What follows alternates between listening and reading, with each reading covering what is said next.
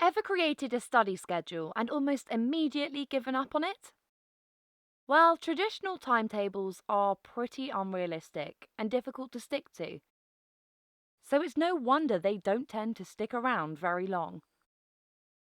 Using the Big Five mindset skills focus, motivation, resilience, stress, and confidence, we're going to create an effective study timetable that works and plays to our brain's strengths. As Abraham Lincoln said, "Give me 6 hours to chop down a tree, and I'll spend the first 4 sharpening the axe." Trees aside, what he means is that spending time creating an effective plan allows for greater success in the process and outcome of a task. So here's my top 5 tips for creating an effective study timetable that you'll stick to, and the science behind why this works. So you've got a blank week in front of you. First of all, add in the stuff you enjoy. No, really.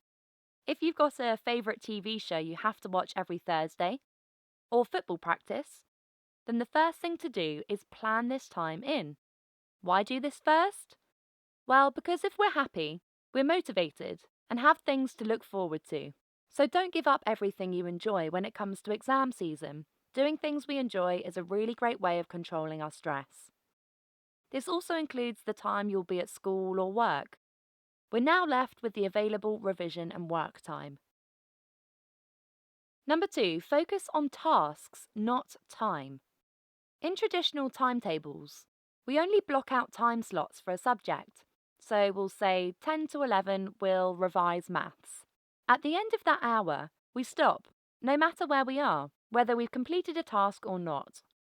Focusing on tasks rather than time allows us to be more in control of what specifically we are learning. After all, an exam tests what you know, not how long you spent learning.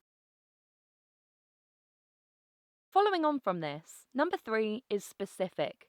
Make specific goals for each study task. For example, complete question number 1 from practice paper 5 for maths. Study goals boost our confidence in our ability as we can clearly see our progress and achievement. When you've got your specific study task, estimate how long roughly this will take you to do. Then block the tasks into the schedule in short, sharp sessions.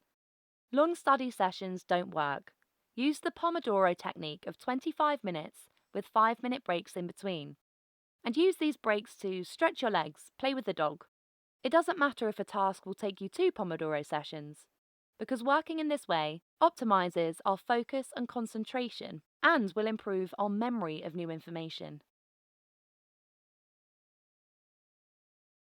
And last of all is review. The reason most timetables don't stick around for very long is because the second they don't work, we give up on them completely. Be flexible.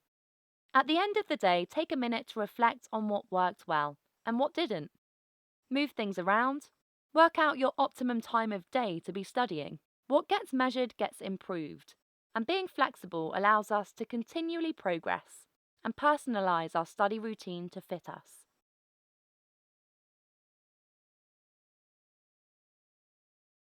So when you're making a study timetable, put the fun stuff first and focus on the tasks you need to do rather than the time, and create specific goals for each task. Then estimate how many Pomodoro sessions you think the tasks will take you and plan it into the timetable. And lastly, review how your timetable is working for you. And feel free to adapt and mold it to better fit you as you go. So I hope you find these tips useful. Let me know in the comments below which of them you're going to try first. And if you are studying for exams at the moment, good luck. I'm putting all of this and much, much more into the Make Your Mind Up Study and Mindset app, which will be launching really soon. If you'd like to find out more, I'll leave a link in the description below. Next week, we'll be focusing on top tips for coping with exam stress. So make sure you subscribe, and I'll see you next week.